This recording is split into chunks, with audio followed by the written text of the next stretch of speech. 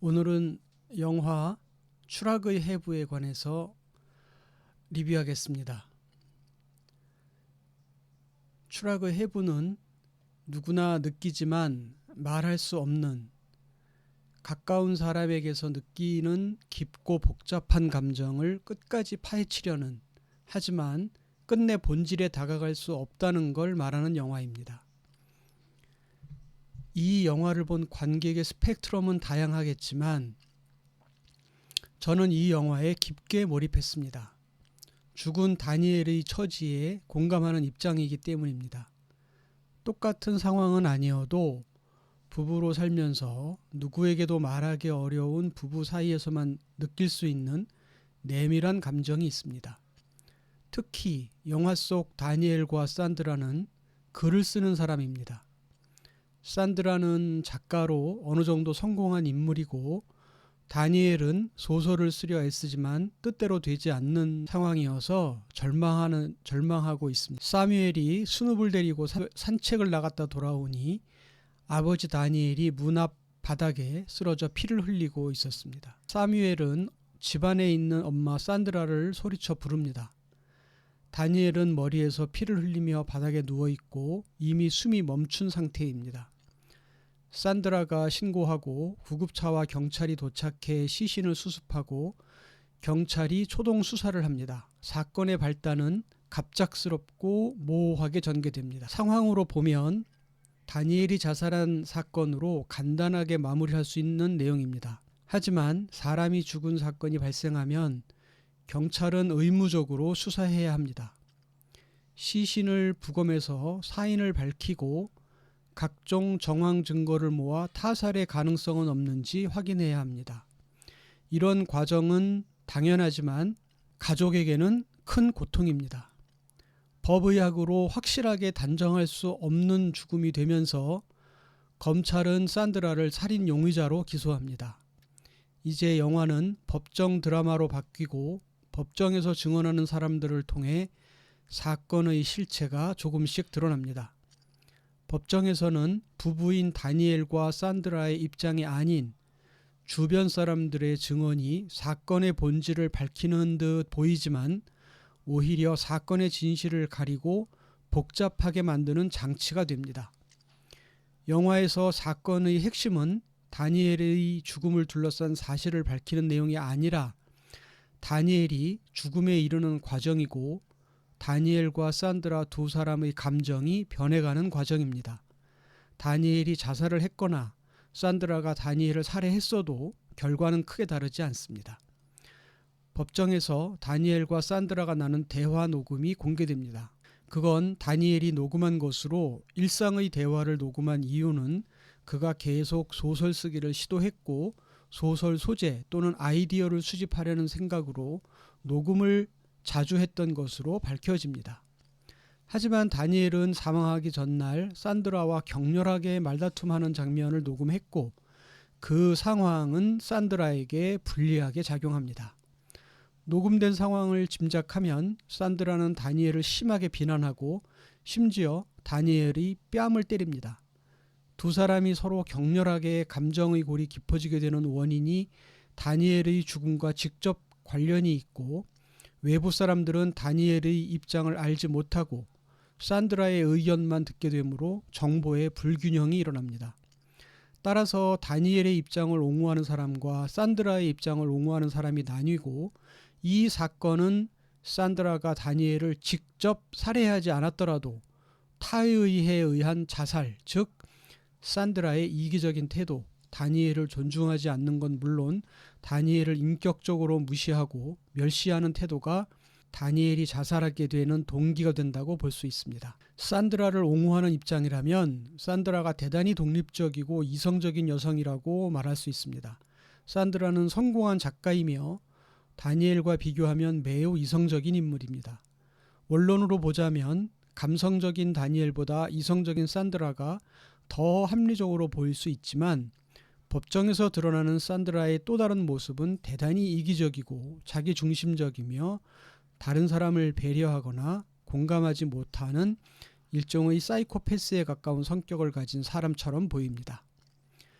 산드라는 사무엘이 사고를 당한 직후 남편 다니엘이 아닌 다른 사람과 불륜을 맺습니다. 그것도 여러 번 여성 또는 남성들과 관계를 갖는데 그걸 남편에게 말합니다.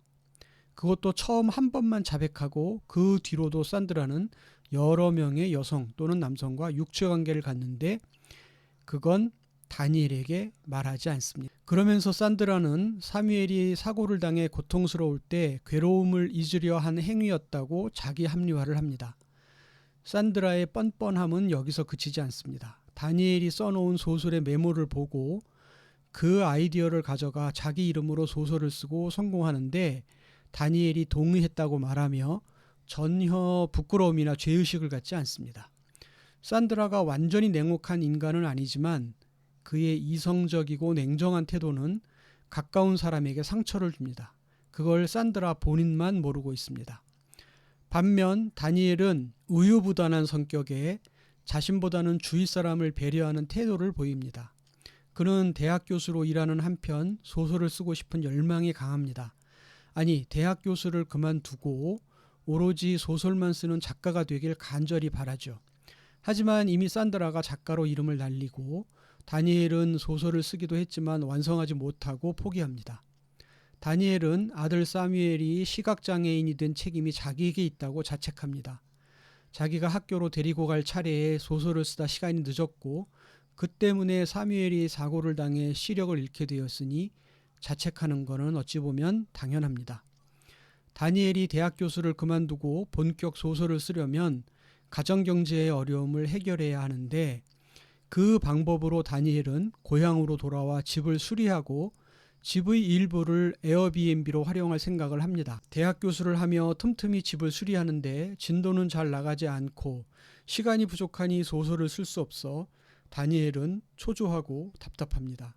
집수리를 온전히 다니엘 혼자 하는 것도 서운한 마음인데 산드라는 전혀 개의치 않습니다. 다니엘은 불만이 쌓이는데 산드라는 다니엘에게 불평불만하지 말고 하고 싶은 대로 하라고 말합니다.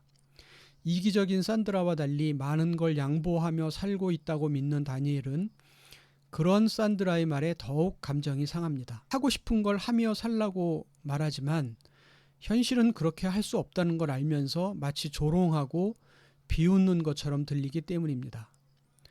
다니엘은 사무엘이 산책을 나간 틈에 자살하는데 마치 타살처럼 꾸미고 죽습니다.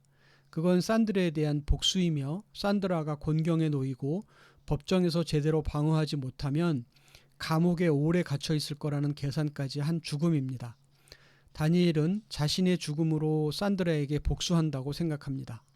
산드라도 다니엘의 죽음을 보면서 분명 같은 생각을 했을 것이지만 누구에게도 법정에서도 말하지 않습니다. 산드라가 다니엘을 직접 죽이진 않았으나 다니엘이 산드라를 저주하고 원망하며 죽음으로 비난하고 있다는 걸 사람들이 안다면 산드라는 평생 남편을 괴롭혀 죽인 여자의 멍에를 쓰고 살아야 하기 때문입니다. 여기서 드는 의문은 다니엘이 산드라를 비난하고 더 이상 관계가 좋아질 수 없다고 판단했다면 누구나 할 수 있는 이혼을 선택하는 게 당연하지 않았을까 하는 점입니다. 영화 내용과 관계없는 이야기지만 다니엘은 산드라와의 관계가 파탄났다는 걸 알면서도 산드라에게 수모를 당하며 힘겨운 나날을 버티고 있었습니다. 작가가 되려는 자기 욕망을 실현할 재능과 의지가 부족하다는 걸 인정하지 못한 채 이미 작가로 성공한 산드라를 보며 불평을 늘어놓는 건 산드라가 보기에도 실패한 인생을 사는 남자가 징징거리는 한심한 모습으로 보일 뿐입니다. 사실 이혼을 선택하는 것도 상당히 이성적인 판단입니다. 다니엘의 자살은 매우 짧은 시간에 벌어진 격렬한 감정의 폭발로 이어진 충동적 결과였습니다. 다니엘이 감성적이고 충동적인 성격이라는 건 그가 살아온 과거에서도 드러납니다. 그는 지금 사는 프랑스 고향으로 오기 전 영국에서 살았고 대학 교수로 일하지만 작가가 되기를 꿈꿉니다. 작가가 되려 소설을 쓰지만 마무리를 짓지 못하고 고향집에서도 집수리를 마무리하지 못한 채 자살합니다. 그는 무언가 새로운 걸 찾고 꿈꾸고 일을 벌리지만 아무리 마무리를 하지 못합니다. 그는 산드라를 만나기 전부터 결핍에 시달리고 있었을 것입니다. 다니엘과 정반대의 인물인 산드라와 함께 살게 된 것도 다니엘이 가지지 못한 걸 산드라가 가졌기 때문에 그게 새롭고 신선하게 보였을 것입니다. 산드라는 이성적이고 냉정하며 자기중심적인 성격이고, 다니엘은 감성적이고 온정적이며 타인을 배려하는 성격인데, 이 두 사람이 서로의 단점을 보완하며 살았다면 더할 나위 없이 이상적인 부부가 되었겠으나, 현실은 두 사람의 갈등이 증폭되고 부부 사이에서 힘의 균형이 무너지고 권력관계가 뚜렷이 형성되면서 다니엘은 산드라에게 지배당하는 위치에 놓이게 됩니다. 다니엘이 안쓰러운 건 그가 산드라에게 인격적 모욕을 당하는 순간에도 산드라에게 뺨을 맞는 상황에서도 폭력을 쓰지 않았다는 점입니다. 다니엘은 물리적 폭력을 쓸 줄 모르는 사람입니다. 그가 심약해서가 아니라 자기 절제가 그만큼 강하고 타인을 배려하는 마음이 크다는 걸 역설적으로 보여줍니다. 다니엘의 죽음은 바깥으로 표출되어야 할 폭력이 자기 자신에게 향한 결과입니다. 자기 자신을 죽임으로써 다른 사람에게 가야 할 폭력을 막고 다른 사람에게 고통을 주지 않을 수 있습니다. 다니엘은 거의 본능적으로 다른 사람에게 폭력을 쓰지 않는 게 몸에 배었습니다.